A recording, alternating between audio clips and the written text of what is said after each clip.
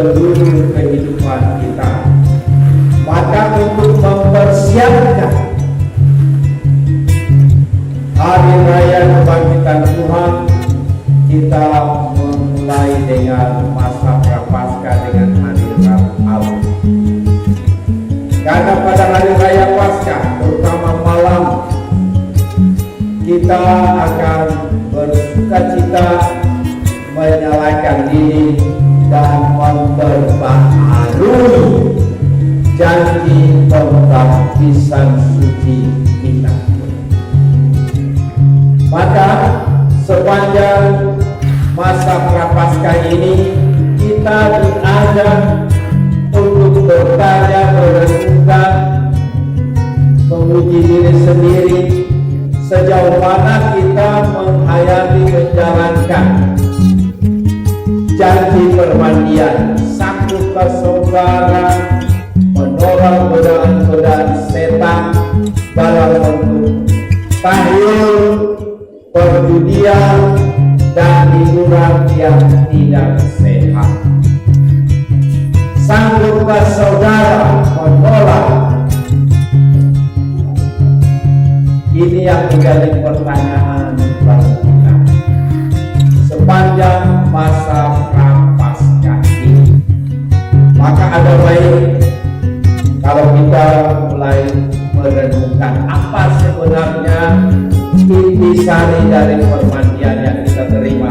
Tidak hanya sekedar menolak godaan-godaan setan, tetapi juga merenungkan bahwa hidup lama kita telah dikubur, dimakamkan bersama Kristus, dimandikan supaya kita ikut dalam kebangkitan Tuhan.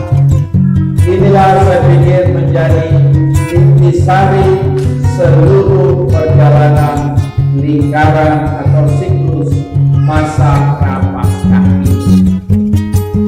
Maka upaya yang kita lakukan adalah penyangkalan diri, berdoa, berpandang, berpuasa, berlaku tapak, merenungkan bagaimana Tuhan mengasihi saya, bagaimana saya mencoba mengikuti Tuhan yang setia pada saya walaupun saya penuh banyak dengan kelemahan kekurangan, dan bagaimana saya juga peduli.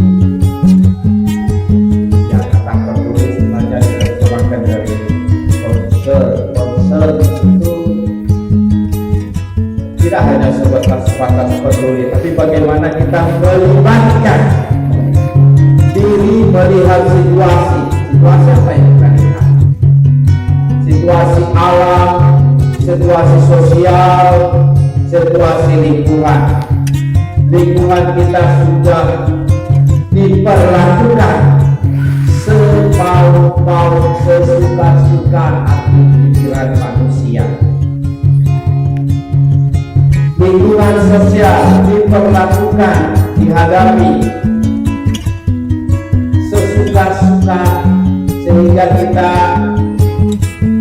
tanpa pikir panjang memperlakukan mereka, bahkan meremehkan mereka dengan semau-maunya.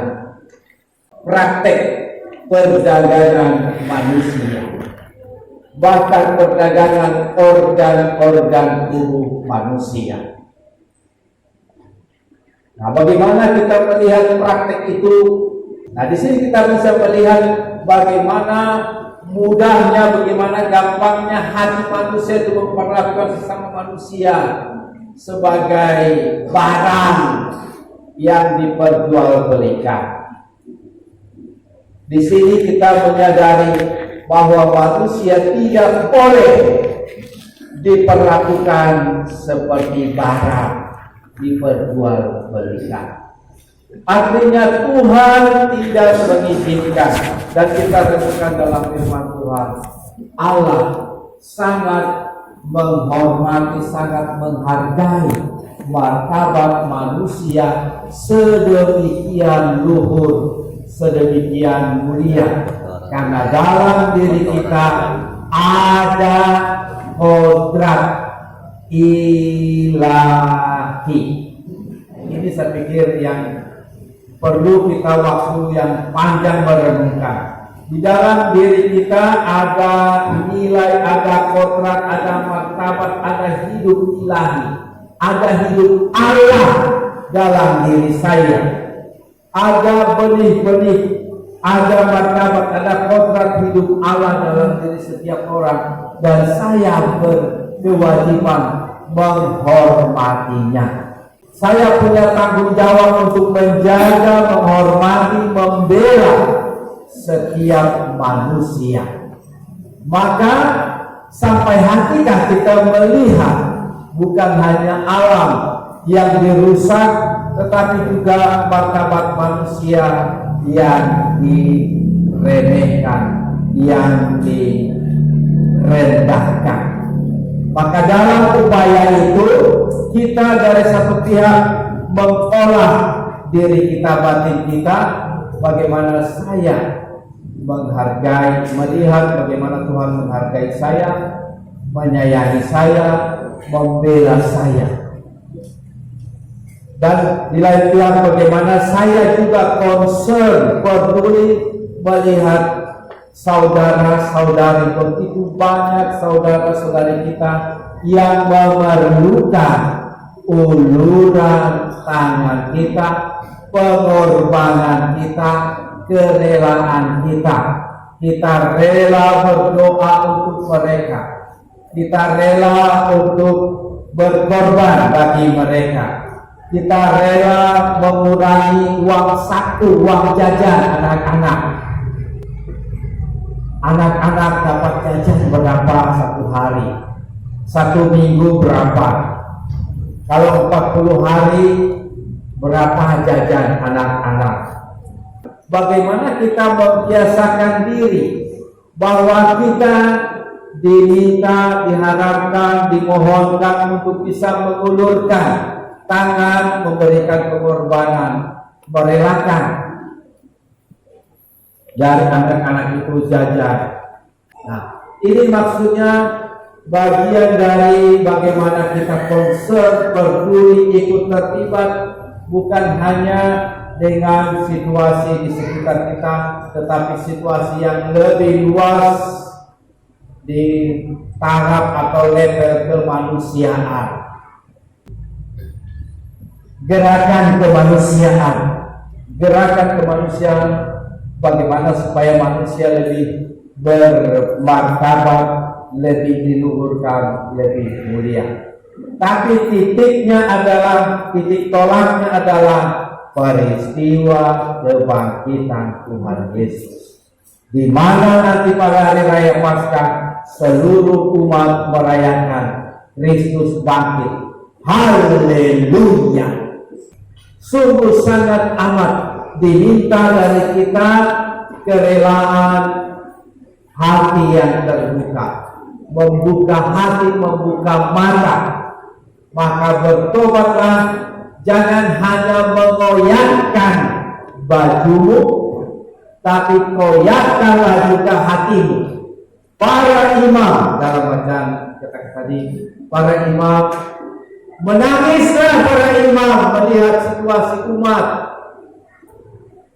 Mengapa harus menangis? Karena banyak umat yang hatinya keras sekali. Lihatlah bagaimana para pelajar, menangislah para imam, menangislah para pemimpin umat, menangislah para pelayan umat, melihat bagaimana anak-anak sudah keras hatinya, tidak lagi menghargai orang tua, tidak menghormati orang tua, tidak menghargai pemberian orang tua. Bagaimana anak-anak itu meremehkan dirinya sendiri dengan perilaku, dengan pola, dengan gaya hidup, seolah-olah mereka tidak pernah diajar sopan santun, etika, tata krama dan sebagainya.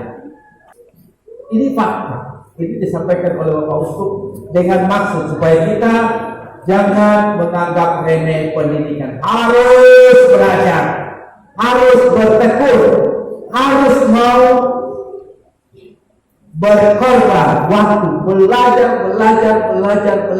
mengasah otak. Keluarga yang pertama, keluarga, bagaimana lingkup sekolah, pergaulan, pendidikan, bagaimana lingkup yang lebih luas, misalnya ada kelompok-kelompok.